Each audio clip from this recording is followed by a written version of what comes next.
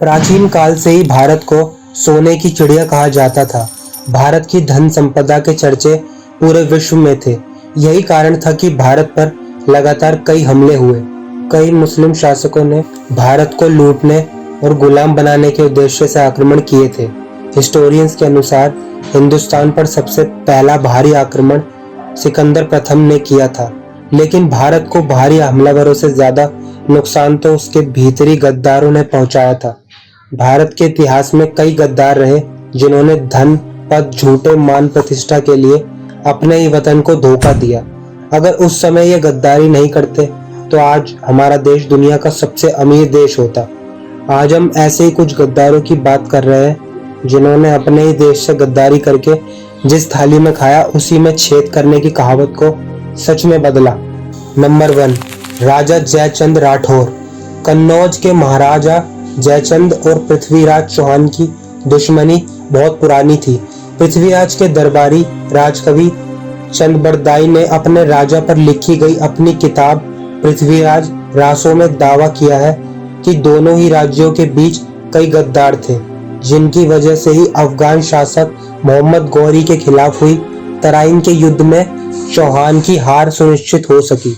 कहा जाता है कि जयचंद ने मोहम्मद गौरी के साथ मिलकर पृथ्वीराज चौहान से गद्दारी की। दिल्ली की सत्ता में काबिज होने के लिए जयचंद ने मोहम्मद गौरी का साथ दिया और उसे आक्रमण करने के लिए बुलाया, जिसके बाद अति आत्मविश्वास में भरे पृथ्वीराज को हार का सामना करना पड़ा। इसके बाद भारत पर इस्लामिक हमले शुरू हो गए थे। नंबर 2, मीर जाफर। मीर जाफर बंगाल के नवाब सिराजुद्दौला का सेनापति था। जाफर एक अवसरवादी और महत्वाकांक्षी इंसान था। जाफर का सपना बंगाल की सत्ता के लिए ही जाफर ने अपने देश से गद्दारी की और अंग्रेजों का साथ दिया। प्लासी के युद्ध में जाफर ने गद्दारी की, जिसके चलते बंगाल का नवाब युद्ध हार गया। यहीं से ब्रिटिश शासन ने अपने पैर भारत में पसारने शुरू कर दिए। इस युद्ध को जीतने के बाद से ही अंग्रेजों को भारत में राज्य विस्तार में मदद मिली। वहीं मीर जाफर को उसकी गद्दारी के इनाम के वादे के अनुसार बंगाल का नवाब बनाया गया, लेकिन सिर्फ नाम के लिए। असली हुकूमत अंग्रेजों के हाथ में ही रही। बाद में अंग्रेजों ने एक गद्दार की मदद से मीर जाफर को भी मार डाला। नंबर 3, राजा मान सिंह।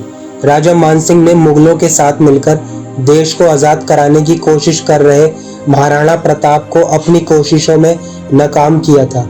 महाराणा प्रताप ने देश को मुगलों से आजाद कराने के लिए कई प्रयास किए, लेकिन उन्हें उन्हीं के पड़ोसियों से धोखा मिला। राजा मान सिंह ने मुगलों के साथ मिलकर देश के साथ गद्दारी की।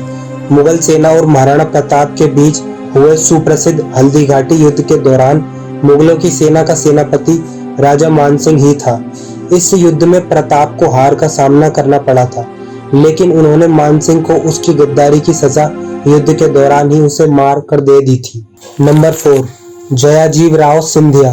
भारतीय इतिहास में जब भी गद्दारों की बात की जाती है तो जयाजीव राव का नाम भी सबसे पहले आता है। जब भारत अंग्रेजों के अत्याचार से बुरी तरह पीड़ित था, तब देश को इस दमनकारी शासकों से ज्यादा आजादी दिलाने के लिए एक बहादुर नारी रानी लक्ष्मीबाई आगे आई और अंग्रेजों से लड़ने लगी।